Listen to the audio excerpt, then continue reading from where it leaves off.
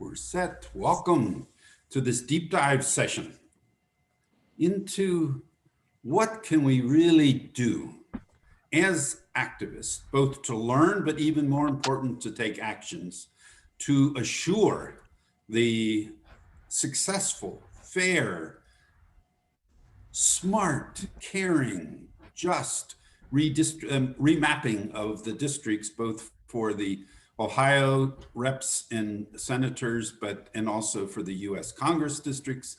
What can we do? And let's just dive in. The methodology, is those of you that have been with us before, is participative and conversational rather than presentational. Either Katie or Mia, or being a tag team, they could probably just let it just flow for the next 90 minutes just from what their experiences and their guidance, but we're going to intersperse it with what our interests are by asking really challenging questions, I hope, important questions, to Katie and to Mia. Please manage your own mute button. If it's all quiet at your house, you're welcome to keep it off. If there is a possibility of a pet or background noise or whatever, please use your mute button and then remember to unmute when you're speaking. We use the chat if you wish. We're recording. So let's begin. And we have Katie Shanahan from all on the line, Ohio. Wow, and we'll get more into what that means and all, but thank you for coming, Katie. And Mia Lewis from Common Cause, Ohio. Such important work that each of your organizations are. So being an old guy, I have the privilege of asking the first question, and then we'll open it up quickly to all of this. So it's a dialogue, it's a conversation. So my first question is, here you are, knowing each of you, you're powerful young women, and there's so many possibilities in the world that you could be working on, and probably, in some ways, financially doing better. I know people working in advocacy groups aren't the same as hedge fund managers. So so here you are making this choice, and I'd be interested in speaking from your heart. What motivates you to give? And I know you both work so hard. What motivates you to give so much of your expertise and your time and your energy to this cause and other voting rights causes? Katie, would you share first, and what your personal motivation may be? Sure, I'd be happy to. Hi, everybody. It's good to virtually see you. My name is Katie Shanahan. As Richard said, I'm the Ohio State Director with All on the Line. And as Brewster well knows, Brewster is a longtime family friend who's known my parents longer than I've been alive. Wow. But my parents were involved in politics, so it is of no surprise, if anybody knows who my family is, that I too am involved in politics. We grew up with the likes of Brewster around our dinner table, yes, conspiring about how to make our world a better place through political action work. So I got involved in campaign work while I was in college, and went to school out in Colorado. I actually took time off when I was a senior in college to work for President Obama's election campaign. Yeah. And I graduated into an economic recession in 2009 and moved back home to Ohio, and got involved in politics here, and worked a number of cycles doing field work as field organizer for a number of different campaigns. And then I just got to a point where I just could not do 90-hour weeks at very low pay as a field organizer anymore. Yes. So I took a break and went to law school. Wow. And I went to law school with the express purpose of knowing that I wanted to dedicate my career to working in the voting rights and democracy space. Wow. I saw very clearly in my campaign work, as a young kid, I think you have a very naive understanding of how democracy works and how politics work. And you have a general assumption that everyone is coming at it with the same general premise of not cheating and letting people have equal access to democracy. And that is just not the case. And my first taste of that came in 2006 when Ken Blackwell was both running for governor and also running our elections, and all of the difficulties in that campaign, Right. getting polling machines to polling places in particular neighborhoods to make sure that everyone had equal access to the ballot box. And so ever since then, I had a real understanding of how crucial democracy was to our general system, but really zeroed in later, and certainly in law school. And then my second year of law school, I decided getting a law degree was not enough. So I also got a master's degree in public policy at the same time. And my master's thesis was actually about which entity is best at drawing new districts. So I studied gerrymandering as a master's thesis topic, and knew that this issue specifically was the key to fixing everything else. So I have a diverse set of issue areas about which I'm super passionate, but I know that we won't get anywhere on any of them if we don't fix this most central issue of fixing our maps. So I am absolutely stupid lucky to have found this job where I get to make a living working for Fair Maps here in Ohio. I am born and bred an Ohioan, and I'm so grateful to be able to do this work here in Ohio. So that's what brings me to this fight. Thank you, Richard, for the invitation, for being here. Looking forward to Thank you so much, Katie. Mia, now what is your path into being a great advocate, leader, organizer for Common Cause and for other Indivisible 12, which is a great organization in Columbus? What's your personal heart motivation in all this? Well, no one's ever asked like the whole complete story before, which maybe I'm not asking for the whole complete story. Okay. Well, it's a little, put it this way. I lived for, in high school, I went and spent a semester working for an anti-apartheid organization in South Africa. So actually my original kind of love and care, I then spent about 5 years living in Zimbabwe and, you know, was very active with things relating to anti-apartheid work and Southern African affairs. And then when I came back to the States, I had a family and I ended up working in a different field in education, but was always involved with campaigns. And I think President Obama's campaign was particularly one that, you know, of all the campaigns, that was the one that I got most involved in. And I lived in Indiana at the time and was a neighborhood team leader. And so my kind of true care and concern about the things I was doing was in the volunteer work I was doing and not the paid work that I was doing. And it wasn't until 2018 when I was living in Ohio by that time. And I was a kind of, even though I was doing other work, I was a super volunteer for the Fair District's push and, you know, got many thousands of signatures and was kind of out in the all weather, that I was actually able to unite those two things and kind of by going to work for Common Cause, bring the things that I was really passionate about to what I was doing to make a living. So again, like Katie, very grateful to be able to do that. I do care about the partisan things, but I also, my experience from Southern Africa is that you have to make the rules fair, because you can believe in a party or a person, but you shouldn't believe in them too much, because eventually somebody else will come to power and you have to have good rules. And so I do really believe that getting the rules right, you know, yes, it's true that the people who drew the lines last time were very cynical and were looking for power and wanted to cement their power and will do almost anything to keep that power.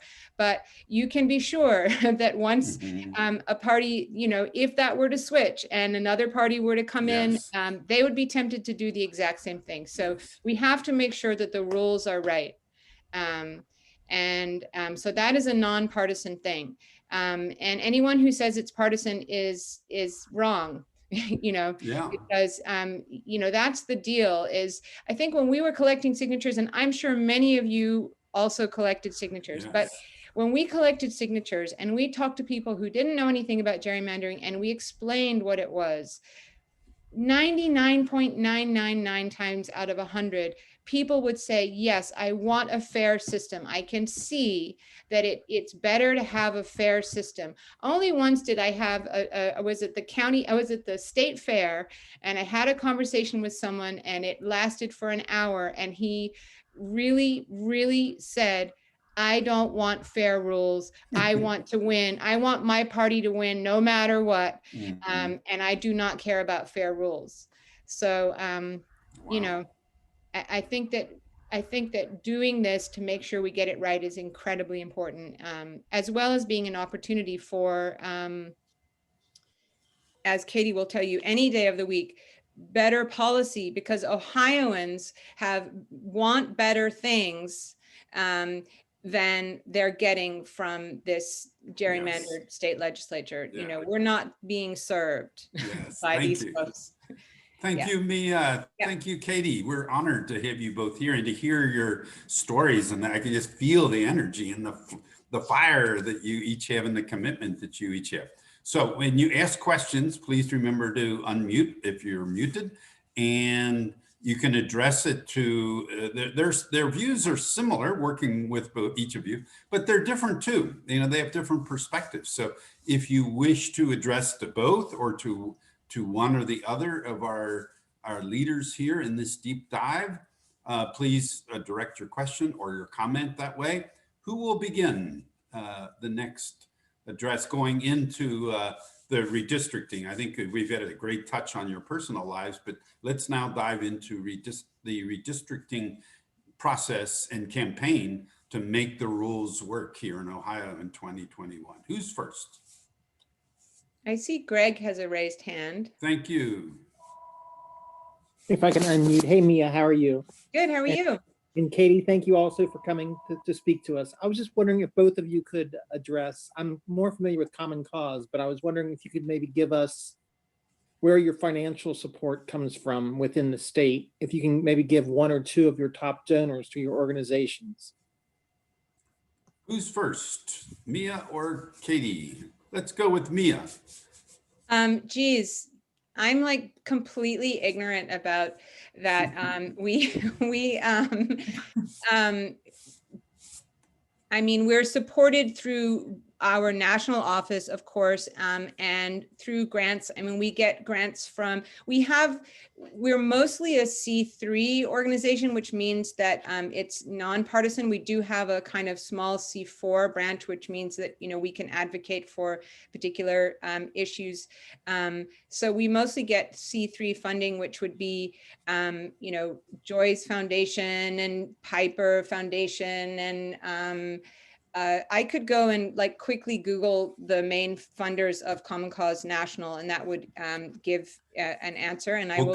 Could we do that ourselves? Is it on the website or wherever? Sure, yeah, definitely. But we also have support from folks like you guys, and I very much appreciate that. And it really does make a difference. Like every time we get more money, we can do more things and hire more people.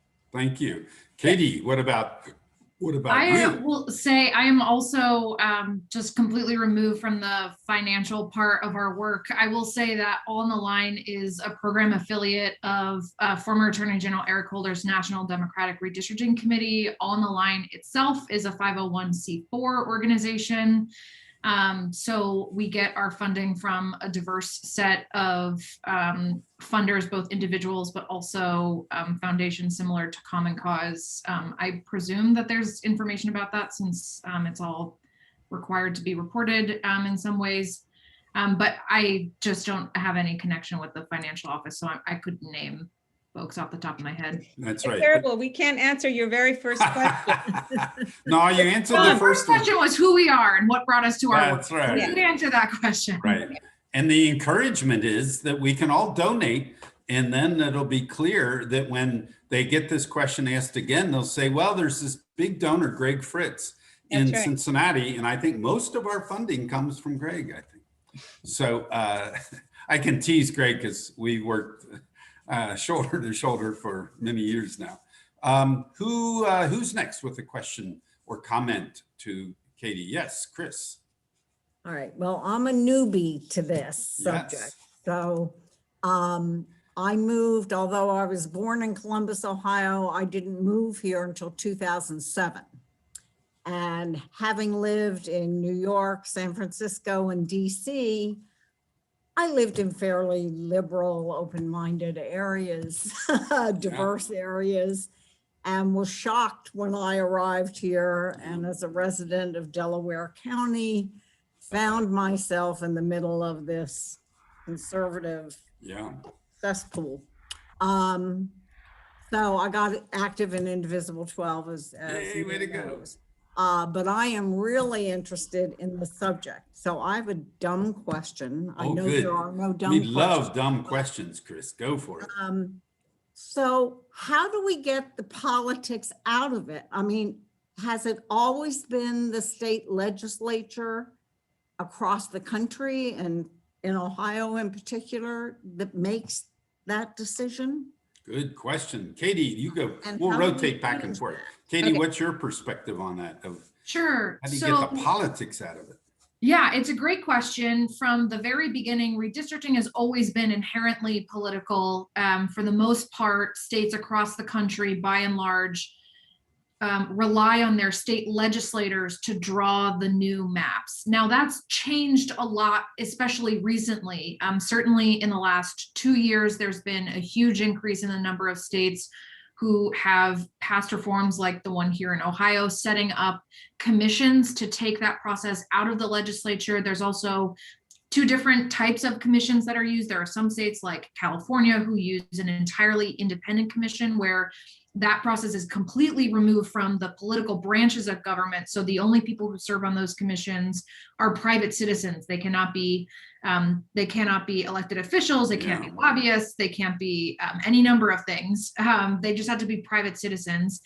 Then there are states like Ohio, whose commissions are technically separate from the legislature, but they're filled entirely with elected officials. So our commission that draws our congressional map is 3 statewide officials and then 4 legislative nominees who will likely all be legislators themselves. So it all depends on the state. It has gotten much more independent, especially in the last decade, as you know, in 2010 and 2011, the Republicans very smartly approached the electoral cycle in 2010, targeting specific races that were in charge of the redistricting process, especially because those races are relatively cheap to invest in through a project called Project Red Map. And then in 2011, because they controlled the redistricting process, they then drew all of these maps across the country that were incredibly gerrymandered, locking in their power for the next decade. As a response to that, you saw a huge increase in how many citizen-driven reform measures were put on ballots to actually depoliticize that redistricting process. That's exactly what happened here in Ohio, right? The 2 reform measures in 2015 and in 2018 were a flat rejection of how our redistricting process happened in 2011. We unfortunately have not completely removed the politics out of our redistricting process, since the legislature will be mostly in charge of drawing our congressional maps, and then there's a politician commission who's in charge of drawing our state legislative maps. But you know, there's certainly a much bigger appetite to try to make as independent a process as possible. You see that too, sort of wrapped up in HR 1, the For the People Act in Congress, which would require independent commissions to draw all congressional districts. And those independent commissions would actually mirror the system in California, where you have 15 commissioners that are all private citizens. They can be elected officials or lobbyists, and would represent Democrats, Republicans, and people who don't have party affiliation. So, Thanks, Katie. I'd like to give Mia to affirm or to give another perspective on Chris's question. Yeah, well, I mean, definitely affirm, but I mean, it's in the Constitution that the state legislatures are the ones who have to draw the lines. And that's why, I mean, it's different in every state. We are lucky that the Supreme Court has affirmed that it is constitutional for the state legislature to essentially assign that task to an independent commission or to a commission of some kind. So, you know, that is good that that is allowed. But the state legislature, obviously, if drawing the maps is a mechanism by which you can retain power, then that's something that you're going to want to be able to do. So what we've tried to do in Ohio, what we did in 2015 and 2018, is essentially put guardrails such that when they're drawing those lines, they have to abide by certain rules, which will make the political outcomes less egregious and exaggerated. It's difficult to take the politics out of it entirely, even things like, you know, that we don't necessarily think about as citizens. Of course, the main thing of politics that they're thinking about when they're drawing these lines is themselves and incumbency. So they're thinking, you know, because there is such a thing as like a sweetheart gerrymander where, you know, the Republicans and the Democrats get together and they draw something which gives each of them some safe districts, and it's still gerrymandered, but they're happy. The constituents might not be happy, but they're happy. So it's definitely very hard to take the politics out of it entirely unless you go to the completely independent commission. And as Katie mentioned, so HR 1 is this very, very sweeping democracy bill, which was brought up in the beginning of 2019 as a kind of symbolic measure. You know, when Trump was in office and, you know, there were a majority in the Senate of Republicans, everybody knew that was never going to pass, but it's being reintroduced now, and it isn't symbolic anymore. We do have an opportunity to pass it, and it does contain, you know, it's a very, very sweeping bill, which has many parts to it. Automatic voter registration, you know, things about voter registration, things about money in politics, things about transparency, and it also has some provisions against gerrymandering. Basically, it says you can't gerrymander. And it, you know, it relies on those independent commissions. So that would be a huge change. Yeah, thank you. Chuck, were you next? Or were you wanted to ask a question, Chuck? Did I see your hand there? Thank you both for being here tonight. The way the rules are written up, it seems like it can work. Speak close to your microphone. Really, you can't hear me? It's a little low. I can hear you, but it's a little low. I say the way the rules are written, it looks like it can work, but is there one thing specifically that you really worry about? I mean, a part of the way it can be written? I mean, I know you've answered part of that right now, but is there any one thing that we each feel is the weakest link that we really need to watch? Yeah, start with Mia this time. Well, I haven't thought about that before, so I don't have a predetermined answer. I think one concern that we have right now is the lateness of the census and how that is going to squeeze the process. And part of the good part of the rules is the requirements for public hearings and the amount of the transparency of the process, that we have to be able to see what's happened and we have to be able to participate and draw maps and come to public hearings. And with the census data arriving late, that's going to be squeezed together. I mean, Katie may have a fantastic answer to this question. I mean, the bill as it was passed and as it was, you know, approved by the population is very much a compromise. So, you know, many things were given up for sure. And I think probably the biggest one is that it wasn't an independent commission, but they did try, you know, twice before to do an independent commission, and that lost completely. So that, you know, that was able to be passed to do the Ohio Redistricting Commission for the state legislature, but for congressional redistricting, the process begins with the legislature. Yeah. What's your view here, Katie?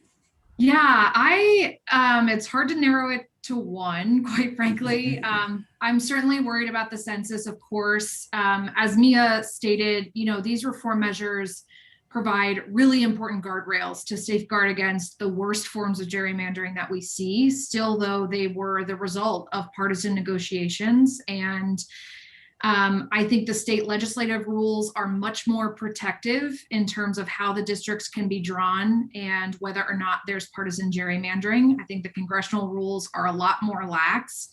And so I have real concern, certainly, just being frank, the Republicans have a huge upper hand just by numbers. They will hold 5 of the 7 commission seats. They have super majorities in both of the legislative chambers.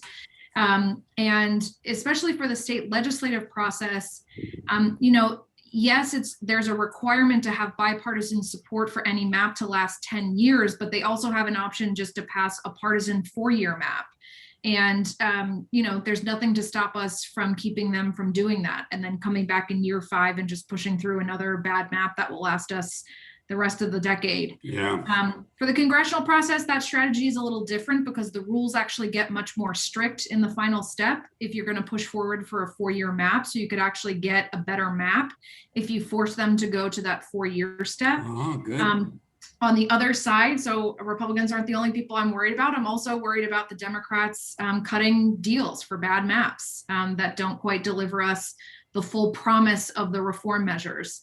I think too, some of the other pieces, there are requirements for there to be transparency and accountability opportunities for us, including public hearings that are required to be held. But what I'm nervous about is those requirements being seen as a ceiling rather than a floor about what's possible. So the Constitution is written to require only 2 or 3 hearings before maps get voted on, depending on which map you're talking about.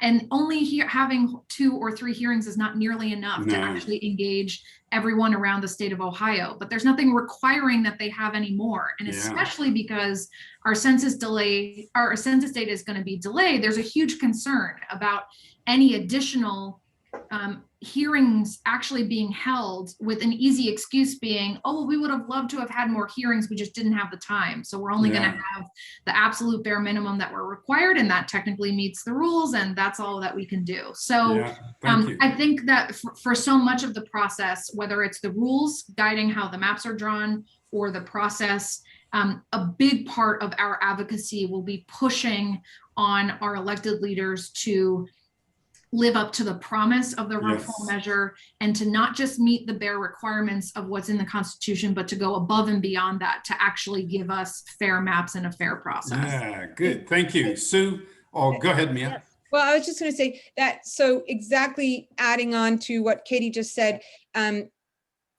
we have to put out expectations that raise the level. So, if they say, oh, if we know that the requirement is 2 or 3 hearings, we have to have expectations that we're going to have, 20 hearings and robust hearings and make them look wrong and evil if they end up saying, oh, we're going to have 2 hearings on one day at 6 o'clock the day before the vote, and make that seem, really, really egregious, because we've set an expectation that's much, much higher than that. Yeah, the proof is in the pudding too. Is many of us would like to see Hamilton County down here in the Southwest be a compact county, to have it be a real county. Rather than a split with an adjoining there, gerrymandered, obviously. I believe Sue is next, and then Brewster, and then Antoinette. Okay, hey, so I'm wondering, is there a calendar? Is there a time in which the commissions are to be appointed, and when will we know which representatives are on the commissions? And then what is the requirements for publicizing as they go along? Are their discussions open? So I'm just kind of wondering, basically, when does the process begin and how can we follow it? Yeah, and influence it. And influence it, of course. Right. Let's see, I think Katie's first this time. Yeah, great questions. So I'll answer it in two parts. First is in terms of the deadlines by when the maps are due. Those are the dates that are actually set out in the Ohio Constitution. So we have very strict deadlines for when our maps are due. The state legislative maps will get drawn first. The deadlines are September 1st and if needed, September 15th of this year. And then the congressional map process goes second. It will overlap with the state ledge process. Those deadlines, the first deadline is September 30th. And then if needed, additional deadlines are on October 31st and November 30th. So when you're talking about the real heart of the redistricting process, that will be August through the end of November if needed for the end of the congressional process. Now, Great. When those hearings take place, while there are requirements that they take place after maps have been proposed, but before they get voted on, those are the only requirements guiding when those hearings take place. So there are not, for example, requirements saying you have to hold these 72 hours before you hold a final vote, or you need to hold hearings at least 3 weeks before you hold a final vote, right? So there aren't any rules about that. So that actually is another piece of advocacy for us, which is that there should be a huge ramp time before there's any vote taken on a map, right? There should be weeks of hearings that are taking place. And I'm going to make my moonshot, right? We would be starting public hearings a month before any vote happens. Yeah. Because the other challenge is, to your point about how we actually follow when the process is happening. So the legislature is mostly in charge of drawing the congressional map. So that process will work just like any other bill process works moving through the legislature. So there will be legislative committees in both the House and Senate who will first be in charge of drawing those maps and then getting it through the committee process, obviously before it gets to the floor of those chambers, and then probably to conference committee for the two chambers to talk it out and figure out whatever map they're going to vote on.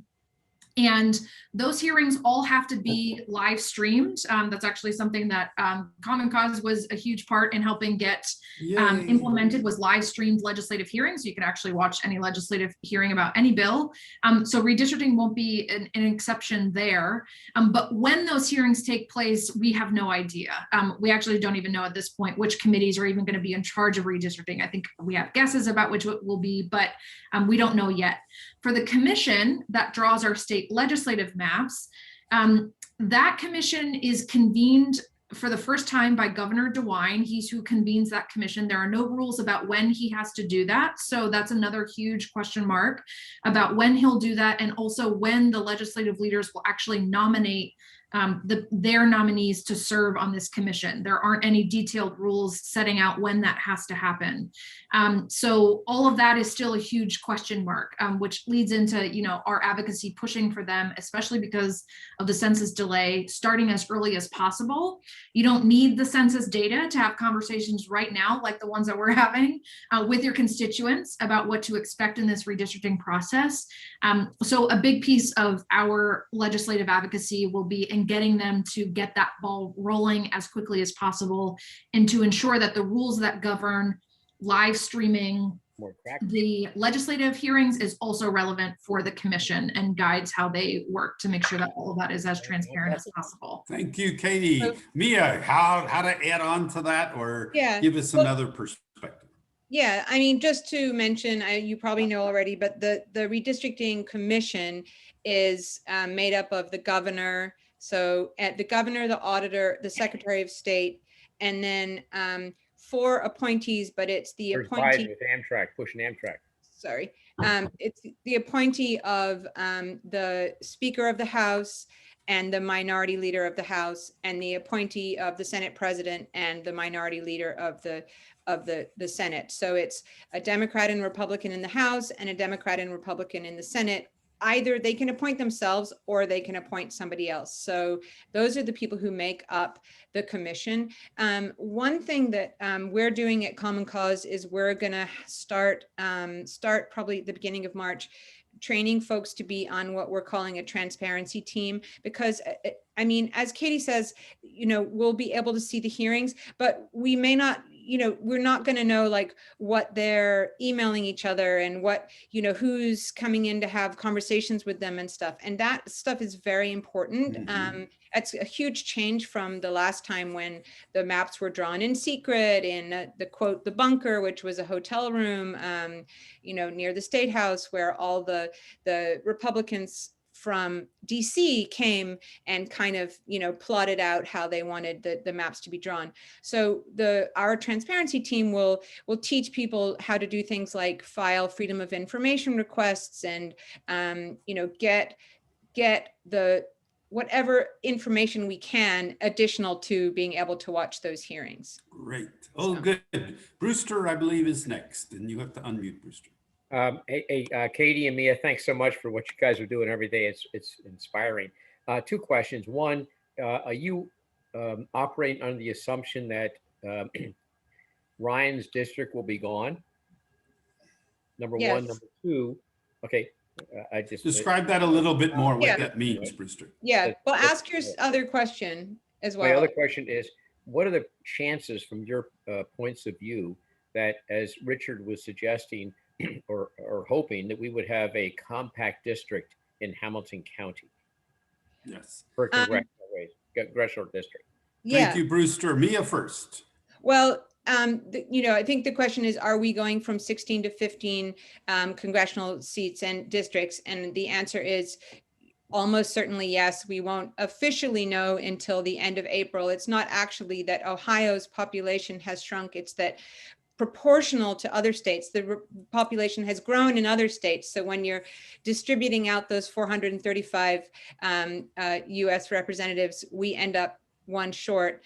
That will definitely, and that's one of the reasons probably that, it seems like one of the reasons that Marcia Fudge was quite, eager to get an appointment in this administration, because, if two districts are being combined, it kind of changes that whole bargain.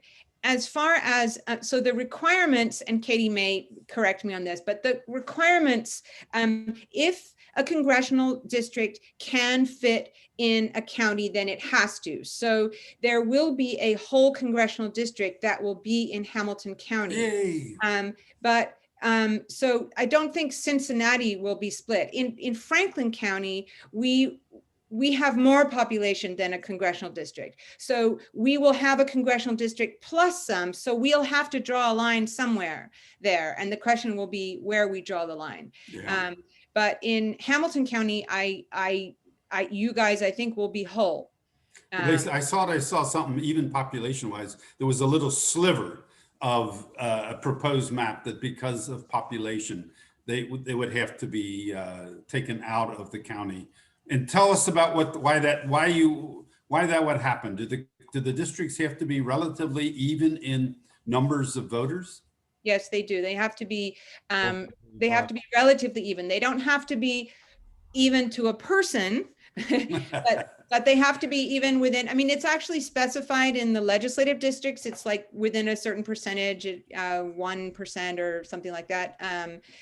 But it isn't specified in the congressional districts, but the assumption is they don't have to be, some people will say they have to be equal to a person. They don't have to be equal to a person, but they do have to be, that's the principle of a population equality.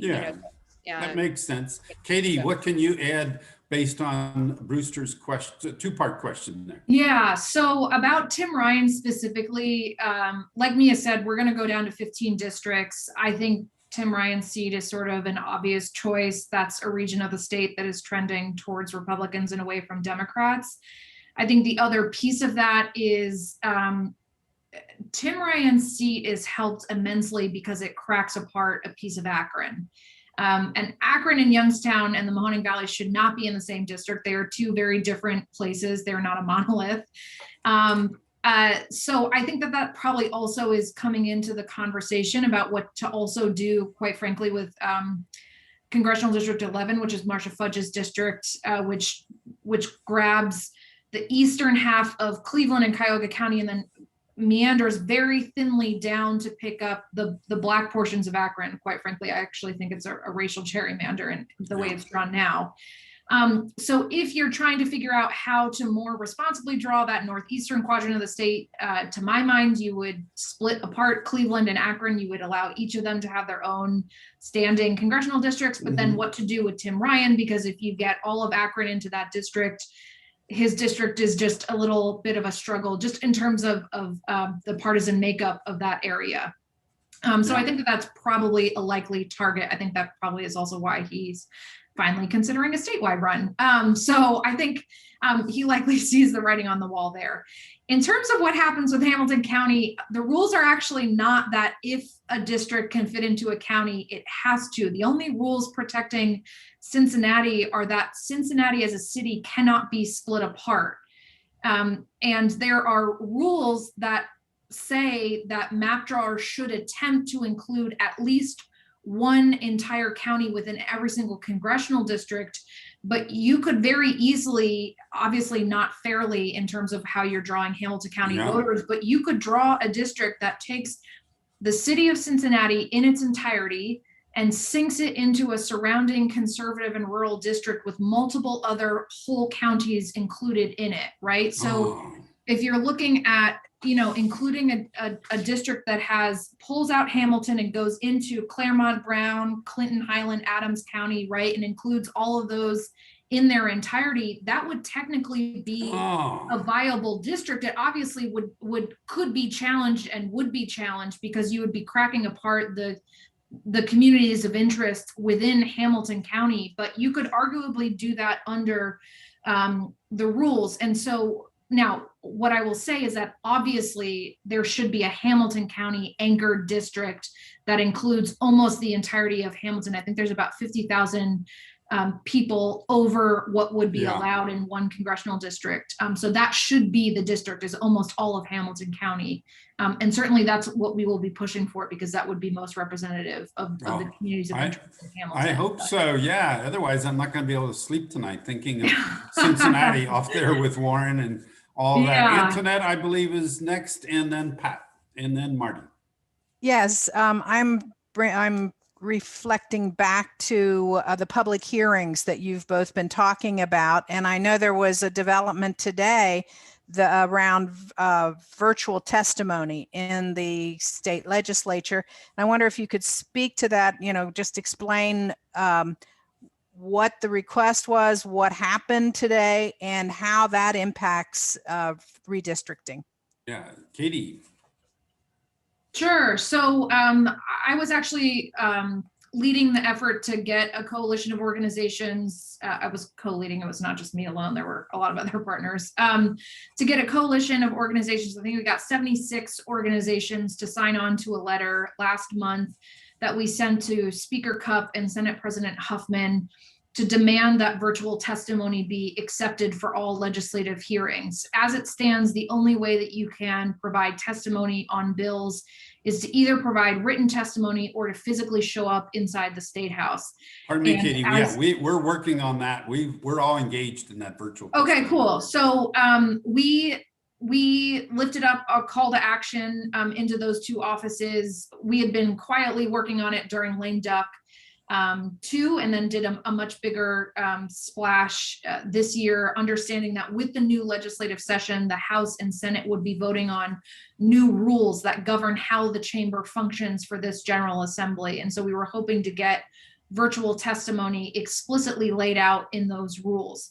So yesterday, the Ohio House voted on their set of rules that will govern how that chamber functions. And so what day is today? Today is Thursday, so that was Wednesday. So on Tuesday, Speaker Cupp sent to the Democratic caucus a proposed set of rules that included an allowance for committees, with Speaker Cupp's permission, to accept 5 pieces of virtual testimony per bill per hearing, which is a slight improvement over what we had before, but certainly doesn't go nearly far enough. And then yesterday, on Wednesday, just 15 minutes before they were about to have session, he sent out an amended set of rules that took out that provision allowing for virtual testimony. And those rules are what got voted on along party rules yesterday during the House session over the objections of Democrats who offered amendments to allow for virtual testimony for all legislative hearings. So as it stands, there is no explicit permission to allow for virtual testimony to be accepted for hearings. Now, how does that affect redistricting? It is my fervent hope that by late summer, we will be able to gather in person together safely. If that is not the case, we need to provide a way for people to safely engage in the legislative process as it relates to redistricting and everything else. And one of the ways to do that is through virtual testimony. Just speaking more broadly in a non-pandemic setting, it is also important to provide accessible ways for people to engage in the process. So even beyond COVID, this is actually an important thing. We need so our advocacy on this will not stop. The rules for both chambers can actually be amended at any time through resolution. So this is not a done deal. And we will be pushing, especially as it relates to redistricting, that there are safe and accessible options for folks to provide their testimony on proposed maps. And continue telling us how we can support you with whatever forms we can to take action on that. Mia, what's your perspective? Yeah, well, I'll just add, I mean, it's 100% what Katie said.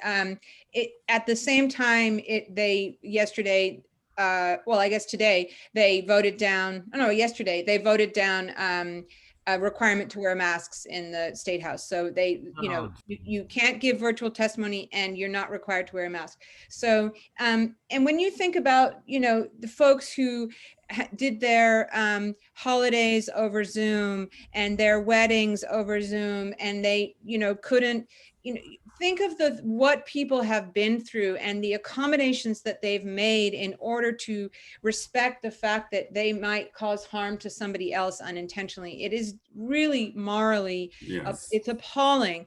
The Ohio Council of Churches next Wednesday, Ash Wednesday, they are going to be at the State House. Quite a number of them have had COVID, so they're feeling a little safer, and they're actually going to go to the State House. They're going to have council branded masks, and they're going to go to every legislator, every legislative office, and they're going to give them masks and say, please use these masks, please allow virtual testimony. And they're going to be tweeting, and they're going to be, have press statements and stuff. I will send information out about it to the OVRC, Ohio Voter Rights Coalition, so that you guys can participate, because we want to, it's really shocking. I mean, it's so intentional. I mean, here we are. If we can figure out how to come together, we're not trying to resolve the problems of the world here. Well, we are, but if we can do this, then surely they can do that. Yes, that's right. Pat Bruns. Hi there, folks. Katie and Mia. So I'm already anticipating that, this conferencing and coming together to create equitable and transparent maps is going to have some hiccups. What would be the, is there any, what would you call it? Any way to not protest it, but any way to take it to some other level, like the Supreme Court? Great question. So unfortunately, we can't go to the Supreme Court anymore because the Roberts Court, basically decided that as on the federal level, they weren't going to address gerrymandering. But there's two things that we can do. First of all, when we get these maps, they will come as a bill, just like any other bill. Even if it's the Ohio Redistricting Commission that draws the map, then it goes to the General Assembly, they vote on it, and it's a bill. If the map is egregious, we can referendum it like we would any other bill. And so that is something that, we can do. What does that mean? Pardon me, Mia. What does that mean? That means collecting signatures to say that we want a vote. The people want a chance to vote on whether or not to rescind that bill. Do you remember after HB 6 was passed, there was the whole thing of people trying to collect signatures Yeah. in order to referendum it. Unfortunately, that effort was, stymied by all the money that was the corrupt money that was buying people to, mess up that effort. Yeah. But we would have an opportunity to go out and collect signatures. If we get enough signatures, then then it has to be able to be voted on, that bill, rejecting that bill. The other thing is it can go to the Ohio Supreme Court. And so because we have much more explicit rules now, guidelines saying you have to do this and you have to do this, it'll be much easier to show at the Supreme Court that this map fails to live up to, this map doesn't follow these rules, or it fails to live up to,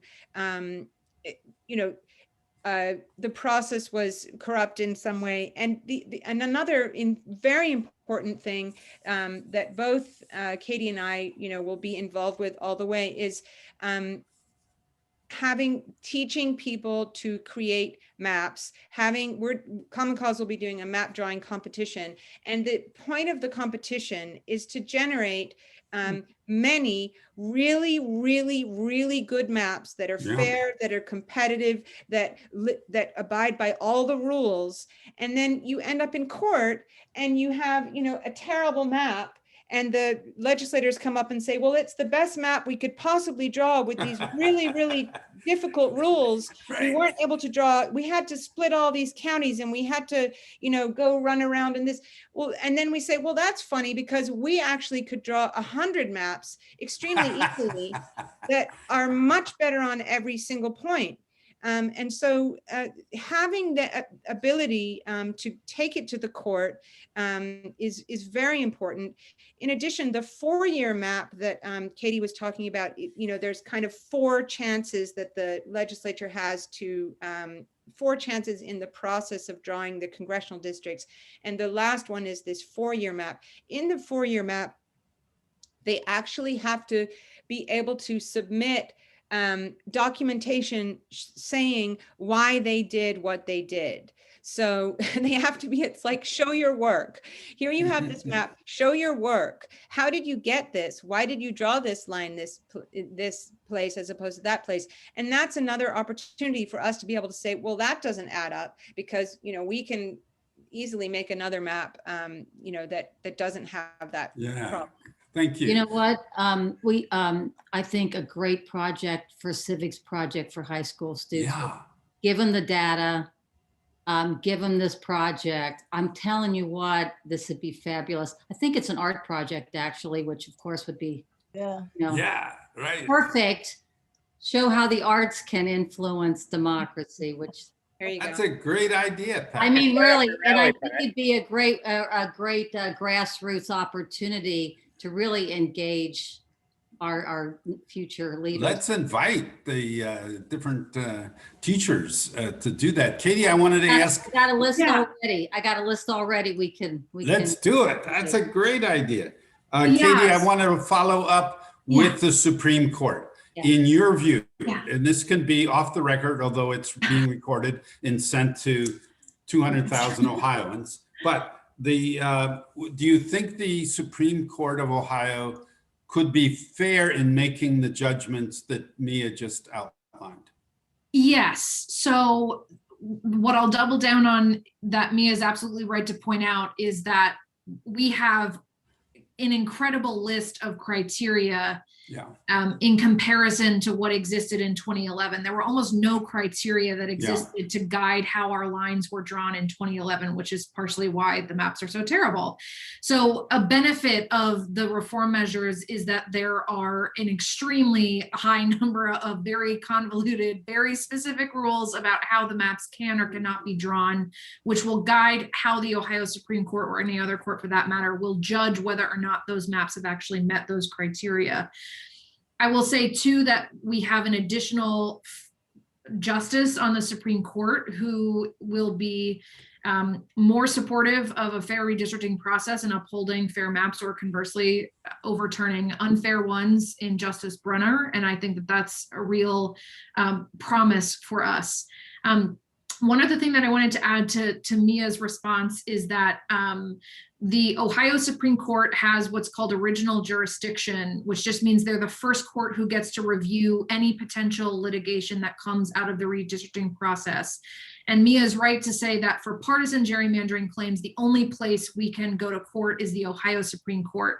You can, though, still go to federal court if it's a federally based claim. So if it's a racial gerrymandering claim, if it's a federal statute that you're challenging, so if it's a Voting Rights Act or some other US constitutional claim, you could also still go to federal court for those claims. So 2 avenues for litigation recourse. And then the final thing I will add is about the ability for people to draw maps. I just wanted to underscore how crucially important it will be for us to have as many good alternative maps put into the conversation.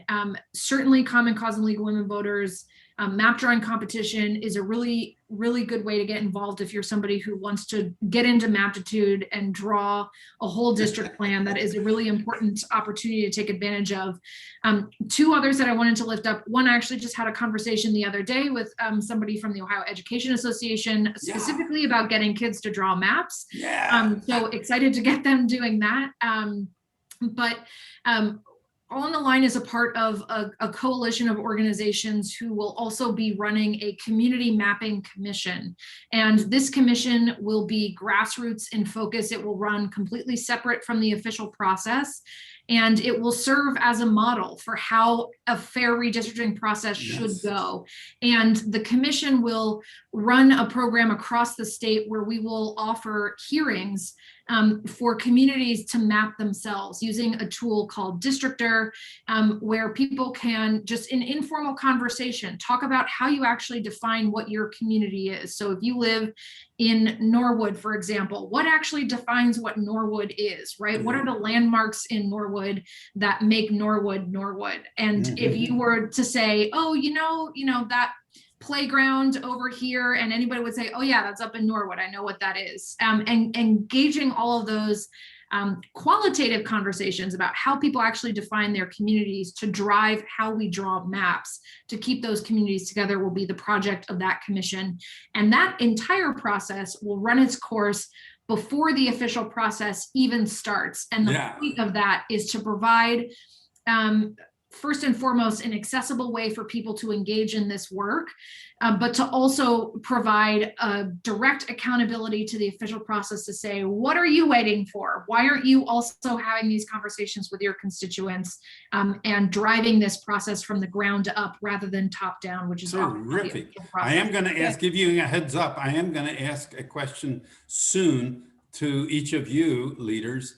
What to ask each other a question. What do you think? Mia, you will ask Katie, what do you think about whatever? And Katie, you'll do that to Mia. I just wanted to give you a heads up about that. And next on the list was Marty.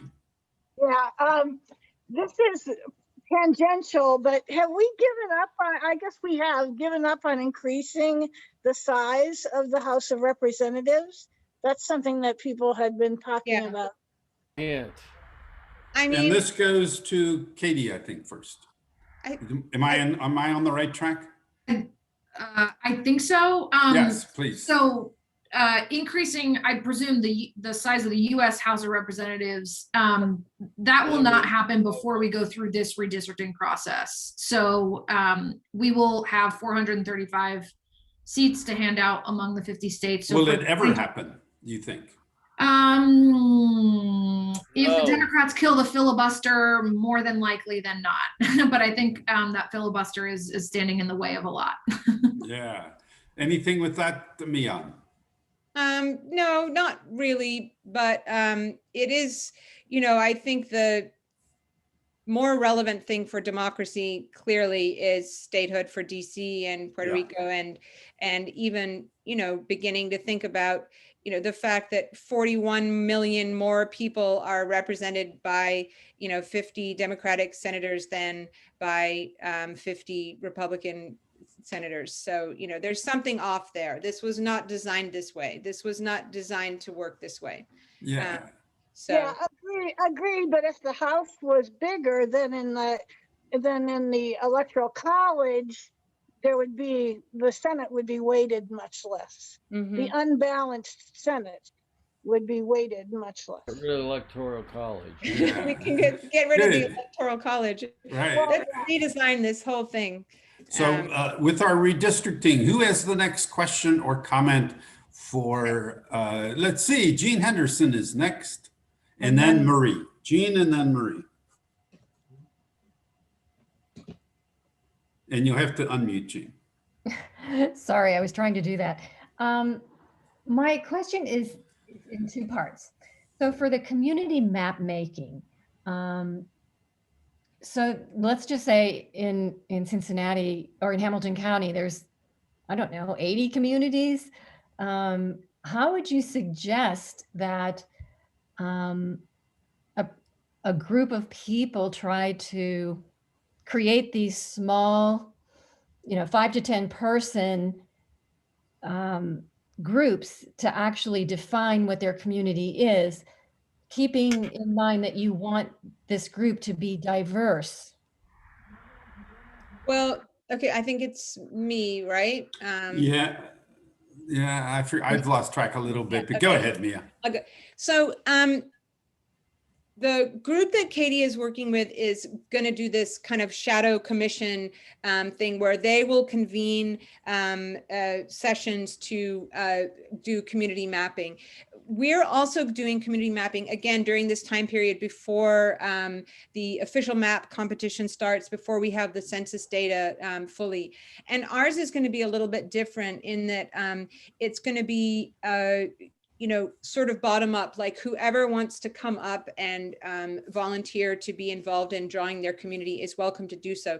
And we are doing a training for facilitators on the 22nd, which part of the work there is trying to figure out how do you get people at the table, the stakeholders at the table who need to be at the table, who maybe aren't engaged with this process. So how do you reach out to, diverse members of the community to come and participate and define what their community is?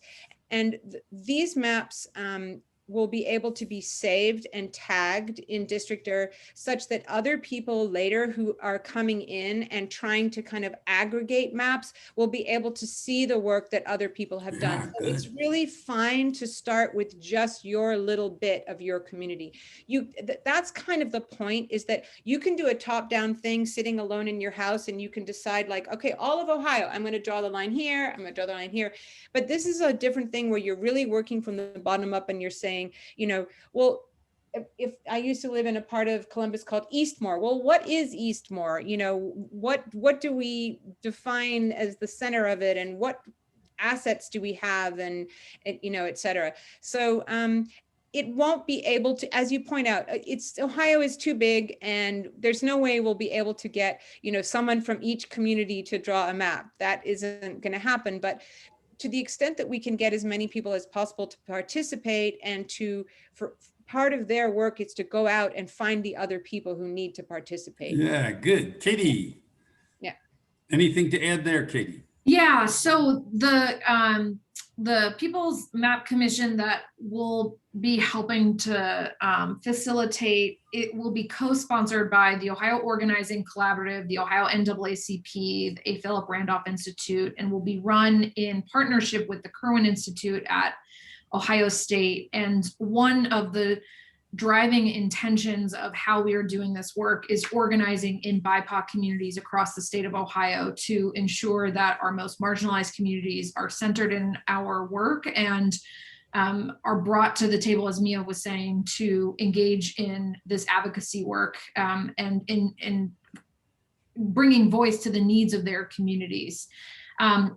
We will split the state up into different regions and work with partner organizations who have capacity in each of those regions to recruit people to come to these hearings, so that we have sampling from across the state in the hope of trying to get as many source conversations about how people define their communities as possible, to then, what's the word I'm looking for? Guide how an overall state map would be drawn. Great, good, thank you. And you had a second part of that or aspect, Jean? No, I think I got enough information. Okay, great. Marie is next. Well, actually, it's a very related question. And okay, so I understand the concept of community and that we want, community to stay together, certainly not being split in two parts during the mapping. In the event that, for example, let's take a concrete example of Hamilton County. So you've mentioned that we cannot split city of Cincinnati, but we can potentially split Hamilton County. So how do we define that it's fair? So we have city of Cincinnati, right? How do we define that it's fair to include Montgomery versus Blue Ash? I do not have an argument to believe that it's more fair to include Blue Ash versus Montgomery, other than doing the map, the math and saying, okay, if I include Blue Ash, I stay Democrat. If I include Montgomery, it's going to go Republican. How can we be fair under these circumstances? Yes, and Katie's first. Yeah, that's a great question. So the analysis here that people use in drawing maps is to look at where there are communities of interest. And that's a very broad term and it means a lot of different things, but you effectively are trying to find where there are people who have similar interests and who are similarly positioned to maximize their ability to elect representatives of their choosing. So when I'm looking at Hamilton County, one of the things that I want to make sure that I am maximizing is the ability to, for example, have BIPOC communities have a pathway to representation. And when you crack apart Hamilton County in half and drown it into two separate Republican districts, they lose that opportunity. Yeah. And so when you're thinking about the general community of interest of Hamilton County, right, and deciding, which 50,000 people are you going to lob off to some other district rather than drawing it, you're trying to get as many similarly situated communities as possible within those districts. And this is true across the state, right? Because you have to draw the line somewhere. There are communities that are inherently going to be split apart. And what you're trying to do is split them as responsibly as possible and try to keep together people who are of similar interest together as much as possible to ensure that everyone has their own pathway to representation. It's not a perfect science. There's no perfect solution, right? I mean, you're going to have places that are cracked apart. Not everybody in Hamilton County is going to like who their representative is, right? Mm-hmm. But you're trying to find as much commonality as possible to drive how you're drawing those districts. Yeah. And sorry, I just, that's the thing is like, there's always going to be minority populations, meaning like, someone's going to win and someone's going to lose. So no one's ever going to have full representation unless, of course, you end up going to a multi-district system where, more like a parliamentarian system where you have, you're actually saying, well, let's vote for all of these people. And the first 6 win, regardless of party. But in the rules, I mean, it's really complicated because there are cities, for example, Dublin is a city here, just outside of Columbus, which is in, 3 counties and 4 townships or, something. So, all of these lines are not neatly placed. There are, there's school districts that are cross this line or that line. So the effort is to keep as much together as you can. And there's a kind of a hierarchy of like what you keep together first. So you keep a county together first, and then you keep this, or a city. But that's kind of part of the process, and that would be part of what we would fight if it were a bad map and we were taking it to court, and we would say, well, this has not duly respected this, this sense of priorities of keeping things together. Yeah. Oh, good. I'm curious, Mia, is there a question you would love to ask Katie?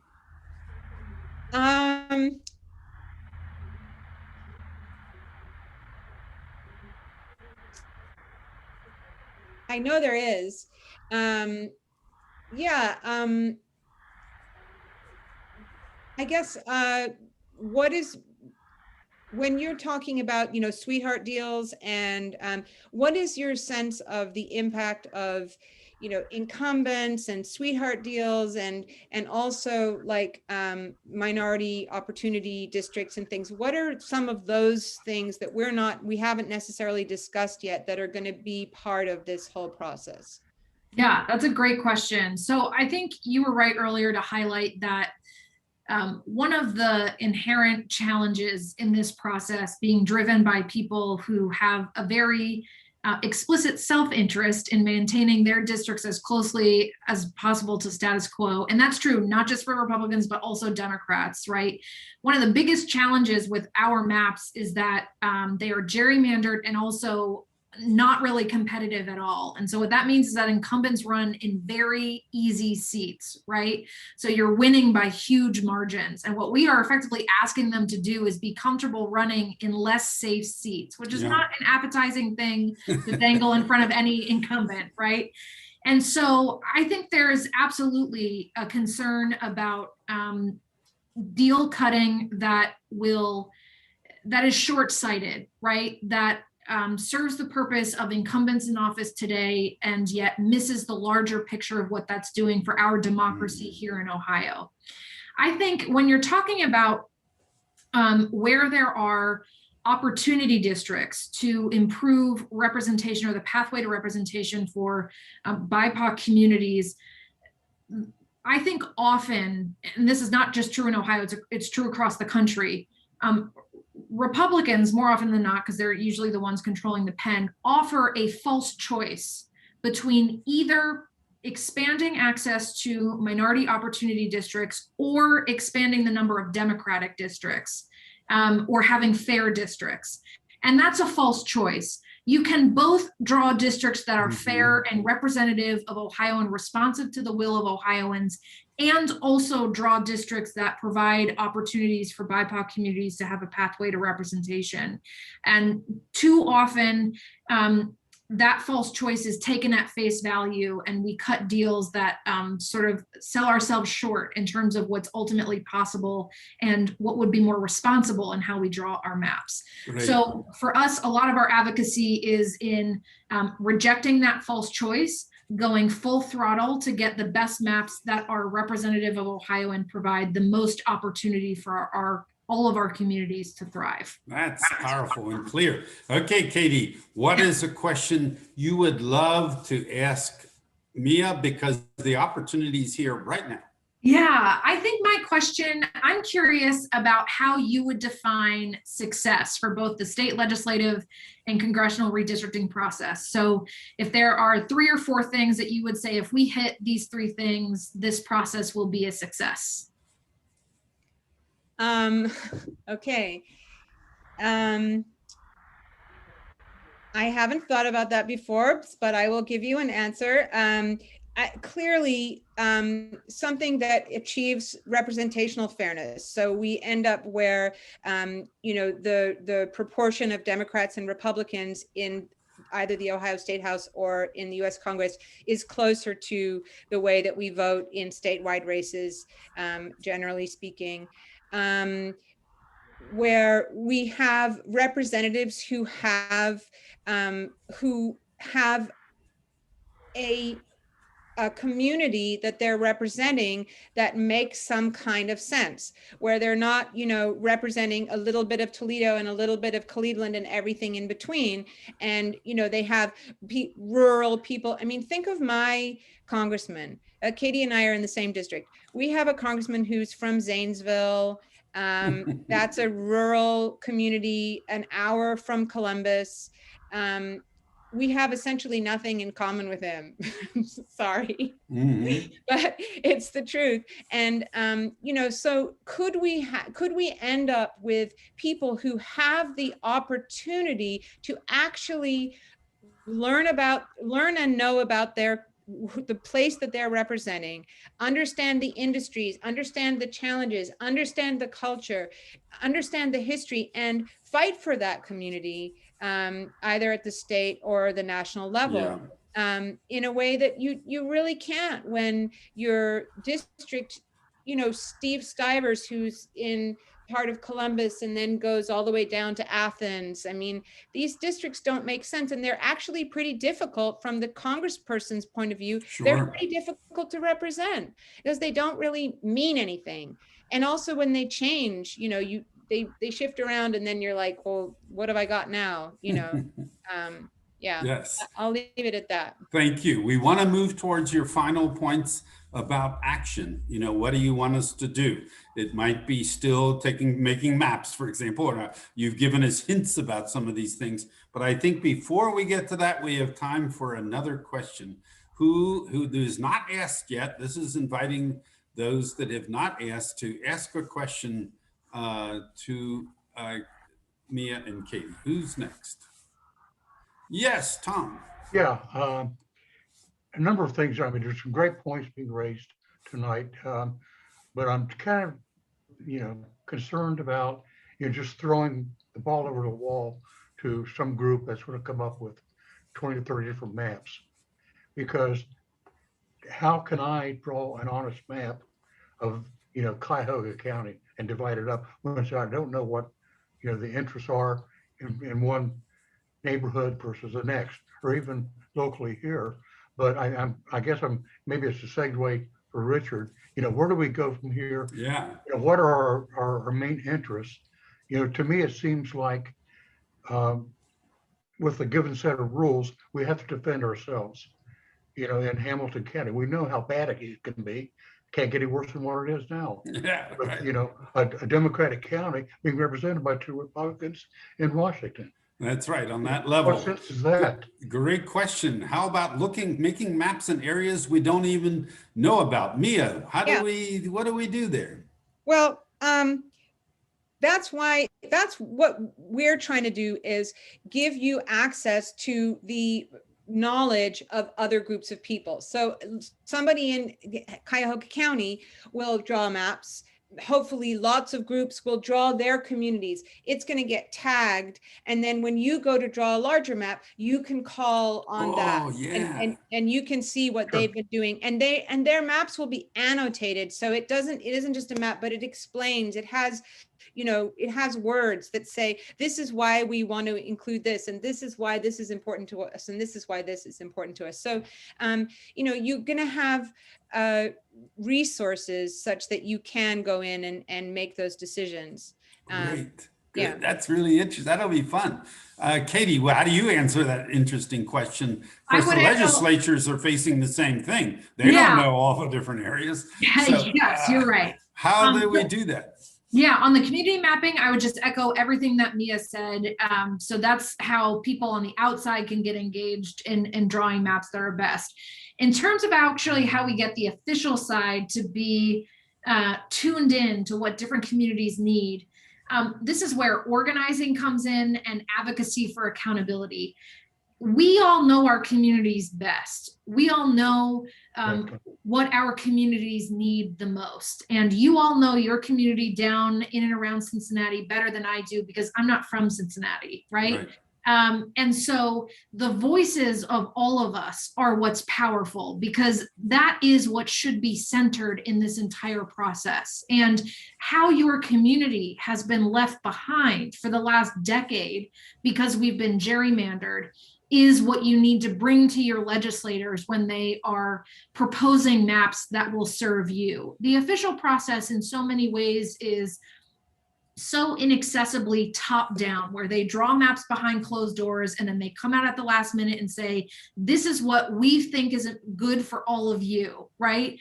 And so much of our advocacy is going to be pushing those doors open and forcing legislators to hear from us about what we need for our communities. And in that way, you are your best advocate. So bringing up what your community needs, especially at the very local level, to a question earlier about how you actually define what communities of interest are, having somebody say, hey, it actually makes no sense that the people who live, so my street, I'm in Mia's district, my street's cut in half between the 3rd and 12th district. Yeah, right. And so, if that happens again, having somebody like me go in and testify and say, you're really arguing that you think I have more in common with somebody who lives in Mansfield or Zanesville than I have with somebody who lives 10 doors down the street from me, right. is ludicrous, right? It is. But that very localized advocacy and perspective is what's so crucial. Good going. And I'm Mia. just gonna add on to that, it's also really helpful to think about actually bringing maps to hearings, so that, you know, because if you say to somebody like, well, where do you think you should draw the line, or what's your community, it's very hard to do that in the abstract. But if you actually have a map and you bring it and you say, this is my community, see this line here, this is, you know, that's a very different thing. It's much more concrete, and that's why we want to kind of empower people to participate in hearings with these concrete demonstrations of what they're. That is great. And we can do that in Hamilton County. This is our community with Hamilton County. Now, thank you. We're getting real close to the end. For February, just for February and March, Katie, what are your top 1 or 2 suggestions of actions we should take to contribute to the success of redistricting in Ohio? Okay, since you have to narrow it down to 2, I would say number 1, sign up for my monthly volunteer call. It happens every second Monday of the month at 7 p.m. So my next volunteer call will be next Monday, the 8th. I'll drop the RSVP link in the chat box. Okay. But I always bring up calls to action that are relevant for the next 3 or 4 weeks. So Good. Something that is really difficult is, I mean, I live in the weeds on this issue day in and day out, but not everybody does, and that's okay. And so I know what my life is going to be like charted out for the next 9 months, but that's a lot to give to people. So chopping it up into small bite-sized pieces is what I do on those volunteer calls. Great. The second thing that I would ask is talk to your friends and neighbors about why this issue is important, how your community has been impacted by this issue, and lifting up the local voice about why this issue is important.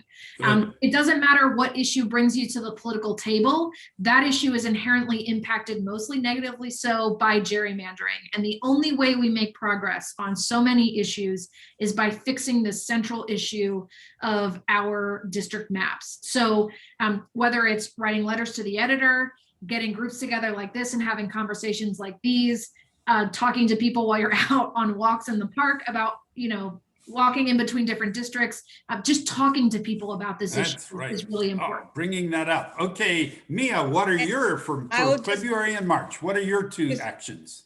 Yes, and mine goes directly to what Katie just said, is another way to talk to your friends and neighbors and people is to join our Speakers Bureau.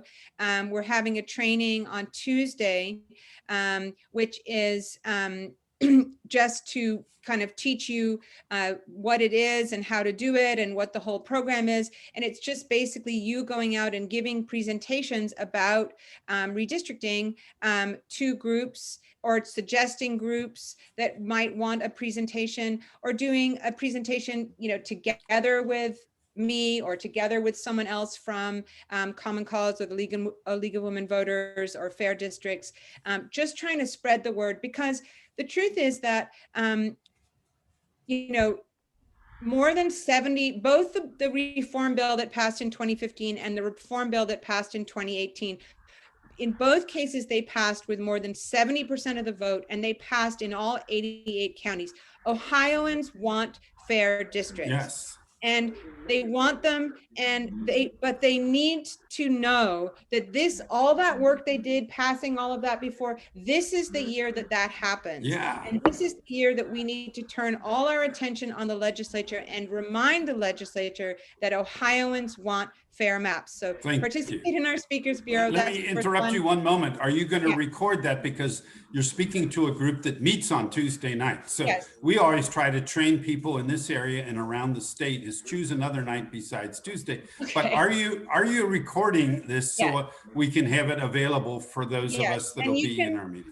You can register, and once you register, then you will, and that's true for all of our webinars. Okay. If you register, whether you attend or not, you'll get the slides and a recording the next day. Great. So you can go ahead and register, and then, you know, contact me and ask questions, and we'll follow up. So that's exciting. What's your second action, Mia? Second action, it's on a Monday. Good. It's Yay.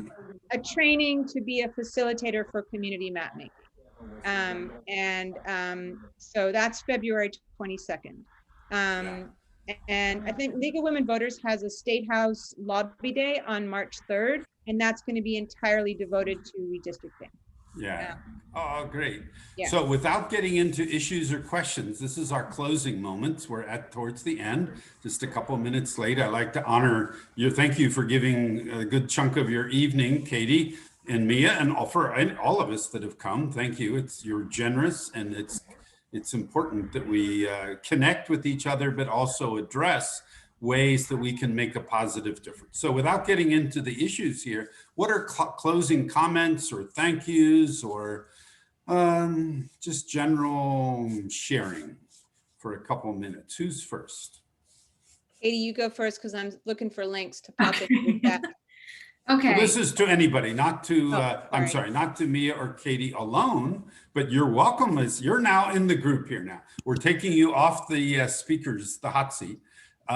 Anybody for closing comments at all? I see Brewster's thanking. Say it out loud, Brewster. What does this mean? Well, I'm much more smart now about the process timeline and the likelihood of certain outcomes than I was before tonight. So I'm grateful. Thank you. Yeah, that's a good way to say it. Yeah, who Yeah. else? Yes, Oh, Antoinette. I really, really appreciate both of you coming, and it was fabulous. I learned so much, and I felt like I knew a lot already, but you really put together the pieces for me and filled in gaps, and I have a much clearer understanding of the importance of the community map making and starting in those small communities and then working out. So thank you so much. This has been great. Yes, Sandy. I'm new to this, so I really appreciate all of the effort you put into giving us this information. It's just been wonderful to see that just, put down so clearly. I've been able to take notes, and they're wonderful. Thank you very much. Mm-hmm. You're so welcome. Yeah, Katie. Yeah. Thanks for both of you Richard. coming. I love the perspectives each of you brought. I know it makes it a little awkward sometimes, but you did great handling that. Marie. Oh, closing. Anybody else for closing? I just want to echo what everybody else has said. Thank you so much. Yes. Thank you. Thank you. And we'll be in touch anyway. Let us know. You can get on our agendas, our Tuesday night agenda anytime. Yes. Yeah. Katie and I have done presentations together before, and we usually do it with slides. So we're so used to that, and maybe it's a crutch, and it's a little bit scary and intimidating to do it without slides, but we managed, and thank you, because it does lead to an interesting conversation. But I did just put in the chat links to some of the slides that Katie and I had planned to share with you all tonight, so you can look at those as well. We'll get those on to the Antoinette and Lucy, who's not here tonight, but Antoinette and Lucy lead the Healthy Democracy and and voter engagement. They can put it right into their agenda coming up, and same with the Indivisible. Thank you all so much for all you do. It's a pleasure and important what we're doing. Yes. Thank you so much. And Richard, I'll follow up with an email with all these calls to action links and all of that, so that you can share it with your group too. We will do that. Thank Great. you. So much, Thank you. Everybody, have a good night. Good night. Bye. Take care. Bye. Love, love, love.